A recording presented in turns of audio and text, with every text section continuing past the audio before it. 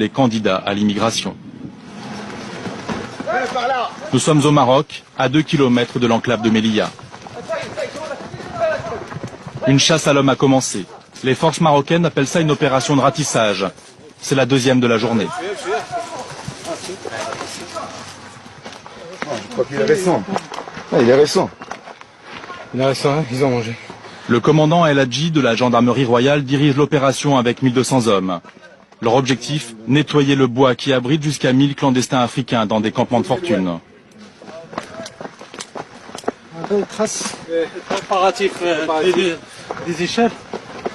La fabrication. La fabrication des échelles qu'ils utilisent lors d'accéder à la Méditerranée. Oui. On va revenir après. Où est-ce qu'ils sont? Finalement? Ah, voilà. Jibo, Jibo. Bon voilà, ils ont arrêté. Hein.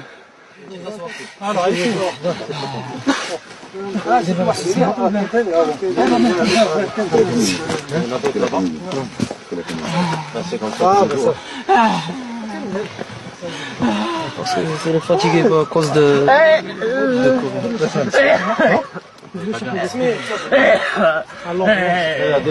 Apeuré, épuisé par la course, le ventre vide, le jeune homme vient de Guinée-Bissau. Il a 16 ans. Plus loin, un autre se fait malmener. La présence de la caméra dérange. Doucement là-bas, doucement. Jibo, Jibo. Vous voyez comme c'est pas facile, ils profitent du terrain. Nous avons un autre dispositif, un autre groupe qui arrive de l'autre côté du Talvec. Et en plus, nous avons un dispositif d'accueil, de recueil de l'autre côté de la montagne. C'est une battue, quoi. Hein. Stratégie de la battue. C'est ça. Une vingtaine d'autres subsahariens vient de tomber dans les filets marocains. Certains d'entre eux préparaient depuis des mois le passage de la barrière.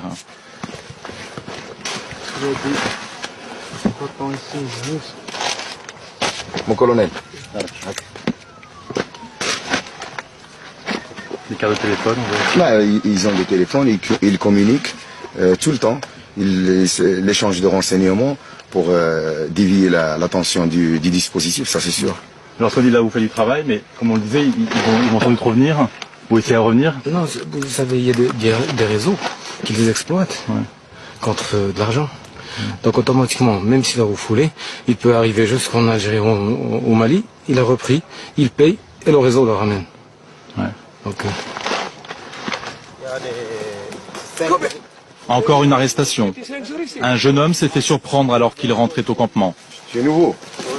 Ça fait combien de temps que vous êtes? Sénégalais. Il est allé pour chercher du pain. Tu étais seul ou avec quelqu'un d'autre? Hein? Tu étais seul ou avec quelqu'un d'autre? On s'est quitté à Sénégal, arrivé en Algérie. En Algérie? À marche-pied. Oui. Marche-pied. Ici au Quitté Maroc? à Algérie, arrivé ici à Maroc.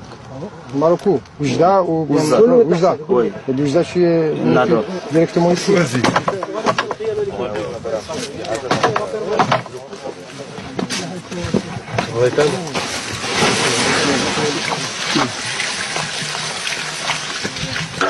Attends, mon bagage, il est là-bas. Viens. Pas de bagage, pas de bagage. Pas de bagage. Pas de bagage. Vous abandonnez tout.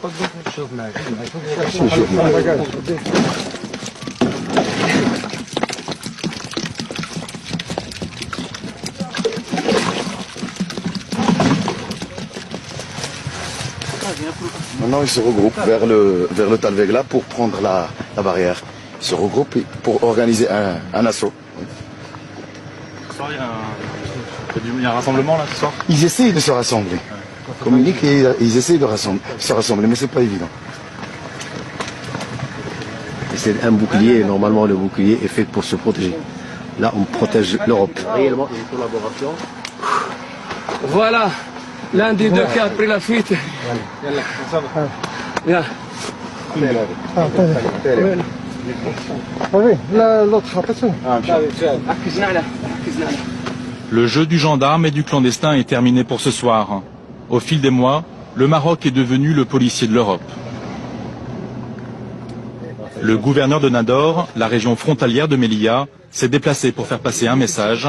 Cette chasse aux clandestins coûte très cher au Maroc. C'est un calcul minimum. Ça nous revient à 100 € par personne et par jour. Par personne interpellée donc. Par personne interpellée par jour. C'est l'équivalent de 6 écoles primaires dans le milieu rural. C'est aussi soit 12 dispensaires, soit 12 foyers féminins, soit 114 km de pistes pour désenclaver le monde rural. L'Europe a promis 40 millions d'euros. Est-ce que vous l'avez reçu cet argent? Moi, en ce qui concerne la ville de Nador, moi je n'ai rien vu venir. Je travaille toujours avec les moyens du budget général, du budget provincial et de l'aide accordée directement par le ministère de l'Intérieur. Dans l'ambulance, nous retrouvons l'adolescent attrapé 2 heures auparavant. Le jeune homme souffre de maux de ventre. Quel âge? 16 ans. 16 ans. 16 ans. On doit le transporter à l'hôpital. Et c'est quoi? Il y a aussi une composante psychique. Il n'a pas accepté qu'il soit capturé. Tragique, cette chasse à l'homme que les autorités marocaines nous ont autorisé à filmer tourne parfois au drame. Lors de précédents ratissages, il y a eu des témoins, des médecins espagnols venus discrètement au Maroc pour soigner des clandestins victimes de violences. Tout cela me bouleverse, parce que je l'ai vécu de près. Quand ils ont vidé le bois de Gourougou, au Maroc, on est parti les soigner dans la campagne, sous les arbres, à l'abri. Si on restait sur les chemins, si la police marocaine nous voyait, alors elle nous embarquait. Ils avaient des blessures incroyables. Certains s'étaient fait arracher les oreilles.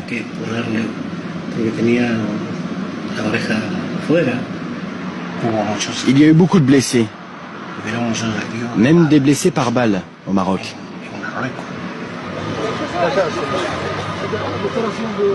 À 2 mètres des grillages espagnols, la course à l'Europe s'est interrompue ce jour-là pour 90 Africains. Barrière, ils vont monter à 6 mètres. Ça va vous arrêter, ça, ou pas? Même si vous avez monté jusqu'au ciel, on va rentrer. Est-ce qu'on est venu pour ça? Tous, ils ont fait la promesse de revenir. Les Marocains, eux, sont bien décidés à les en empêcher. Comment? Pour le savoir, nous descendons vers la frontière algérienne, à 200 km au sud de Melilla, aux abords de la ville d'Oujda. C'est ici, au pied de la montagne algérienne, que tous les clandestins arrêtés au Maroc sont rassemblés avant leur expulsion. Oujda, c'est aussi le principal point d'entrée des immigrés. Ils viennent des camps de fortune qu'ils ont installés à Mania, à 30 km de là, en Algérie. Avant, ils se cachaient. Désormais, ils marchent en plein jour. Des hommes, des femmes et des enfants en bas âge. Pas de carte en main, juste un fil conducteur. Cette ligne à haute tension, ils le savent, elle mène à Melilla. Beaucoup n'y arriveront pas. Les Marocains font tout pour les arrêter sur la route. Dans cette ruine où ils s'abritaient, un groupe de 43 Africains a été repéré par les forces auxiliaires marocaines. À 10 km seulement de la frontière algérienne. 2 heures de marche. Ce groupe sera conduit comme les autres dans un commissariat avant d'être expulsé. Le Maroc est chargé de les éloigner. Dans quelles conditions? Nous nous rendons dans une brigade de la gendarmerie à Touissit, au sud d'Oujda. Donc généralement on les refoule de l'emplacement où ils ont rentré. Refoulés vers Oujda, ça c'est la version officielle. La vérité est bien différente. Ces Nigériens et ces Maliens vont nous révéler les méthodes marocaines en matière d'expulsion. Normalement, ils déportent les Noirs à Oujda. Et ensuite, on va à Mania. Ils nous ramènent de là où on vient. Mais malheureusement, maintenant, ils nous transportent en bus, en plein désert. En plein désert. 5 personnes sont mortes. On ne connaît pas cet endroit-là. On ne connaît pas cet endroit. Ils nous ont balancés comme ça. Ils disent qu'ils ont été refoulés, ils ont été pris. Ils ont été refoulés très très loin dans le Sahara, à 500 km d'ici. Dans le Sahara au sud marocain.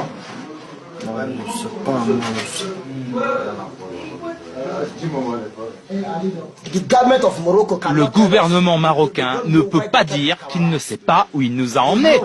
Ils savent. Il y avait 9 bus. Dans chaque bus, il y avait 45 noirs. Alors faites vous-même le calcul. Voyez de combien de noirs je veux vous parler. Alors qu'ils nous disent qu'ils ne savent pas, ça c'est un mensonge. Les soldats algériens nous ont sauvés. Ils nous ont donné à manger, à boire, tout ce qu'il fallait. En principe, quand tu expulses les Noirs, tu dois les remettre aux autorités algériennes, en leur disant, voilà, c'est des Noirs, aidez-nous à les renvoyer chez eux. Ils ne peuvent pas nous laisser dans le désert, nous ne sommes pas des animaux. Ces bus qui expédient les clandestins dans le Sahara, nous les retrouvons devant le commissariat central d'Oujda. Voilà, on n'est pas criminel. On part en Europe pour gagner notre avenir. Notre avenir, c'est pour passer. Parce que nous, on est des pauvres. Mais les Marocains, ils nous ont traités mal. On nous est prisonniers. On ne nous donne pas manger. Ça, c'est pas bon. Voilà, moi, mon mélote là. Ça, c'est pas droit de faire des mélotés un clandestin. Nous, on n'est pas volés, on n'est pas de criminels, on ne tue pas quelqu'un. Ça, c'est pas bon. Le convoi va partir. Les clandestins lancent un dernier cri de désespoir. On ne veut pas retourner dans le désert. 5 personnes sont mortes. Des amis, mes frères, ils sont morts. Ils nous ont tout pris, même notre argent, sans nous donner d'eau ni à manger. Ramenez-moi dans mon pays, par avion s'il le faut, mais ne me laissez pas dans le Sahara, je suis un être humain comme vous. Si vous voulez plus que je revienne, dites-le moi et mettez-moi dans un avion. Si vous voulez me tuer, alors vaut mieux encore me tirer dessus, tuez-moi et ce sera réglé.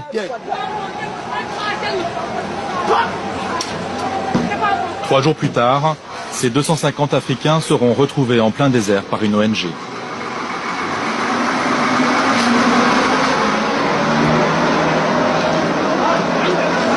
Imagine.